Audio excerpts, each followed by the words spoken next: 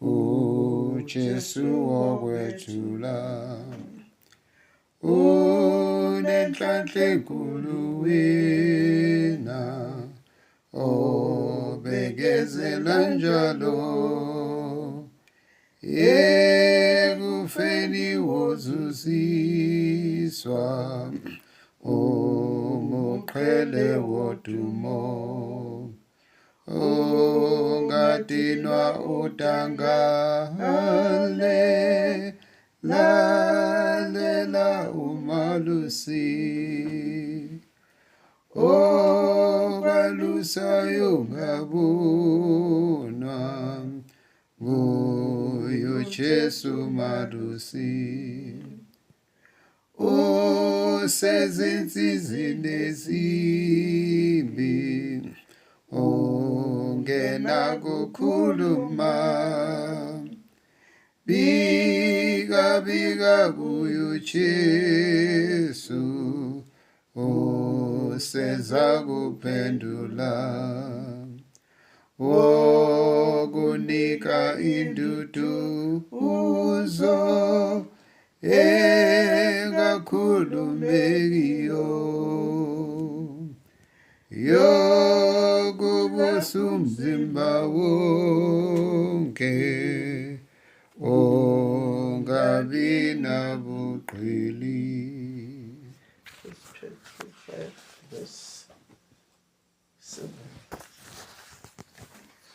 Ngaphansi kwesihloko esithini ngokuziphatha kwamalunga nokwabasha ngicale ku-6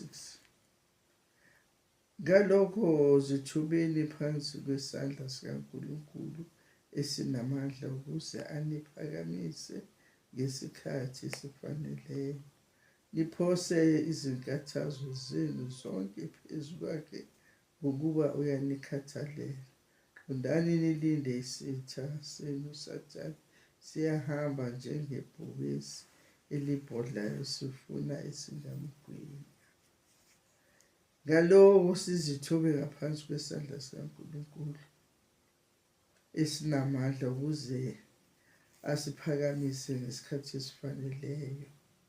Kwakhona izikhathi lapho siphansi ungazi ukuthi uzenzani, kepha isandla sikaNkulunkulu masithinta sisuke siphakamisa ngaso sikhathi usengxakini uphambene ingqondo njengoba lisho iculo ithi siphose yonke imithwalo ngoba yena uyasikhathalela.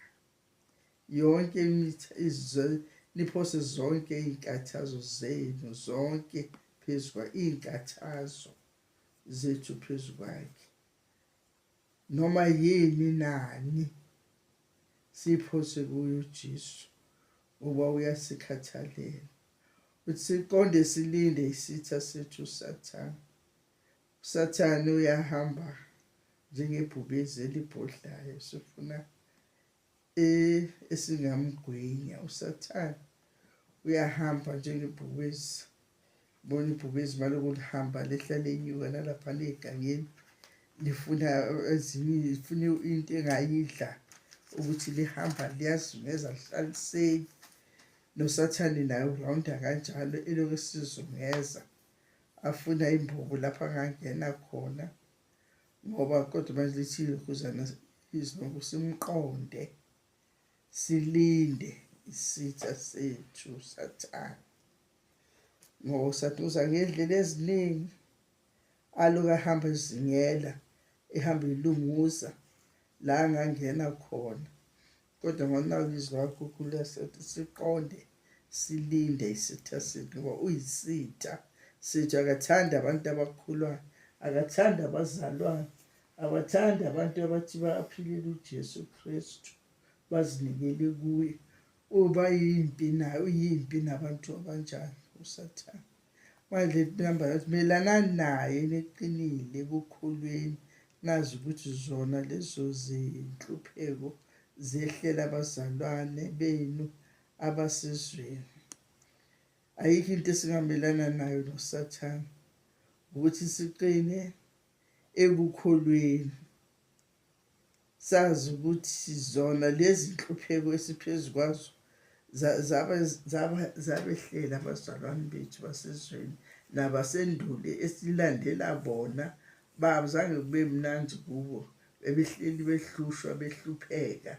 So manje liyasiqinisa, liyasitshela nangabo izwi lenkosi ukuthi izinhlupheko usathane uthi siqonde simlinde, simelane naye ngaso sonke isikhathi ekukholweni.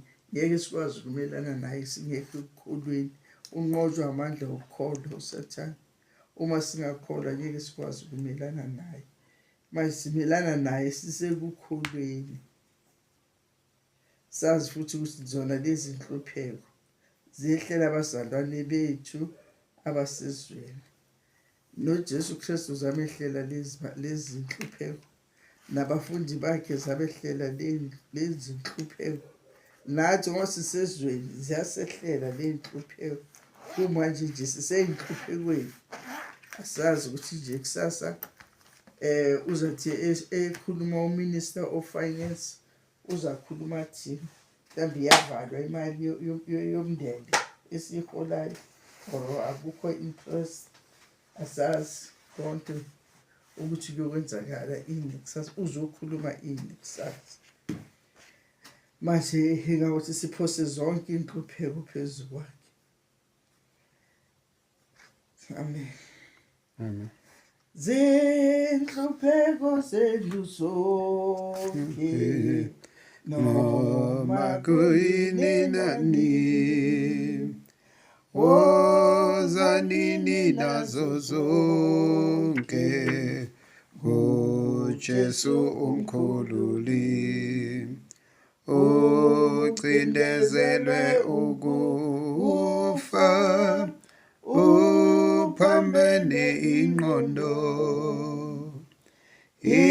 imiswazi nawamashwa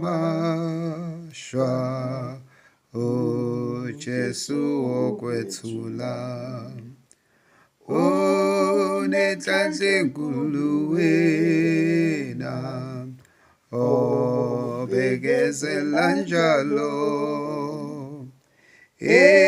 ekufeni wozuziswa umoqhele wodumo, ungadinwa udangale, lalela umalusi, ongabulusa ungabonwa nguyo Jesu mkhululi.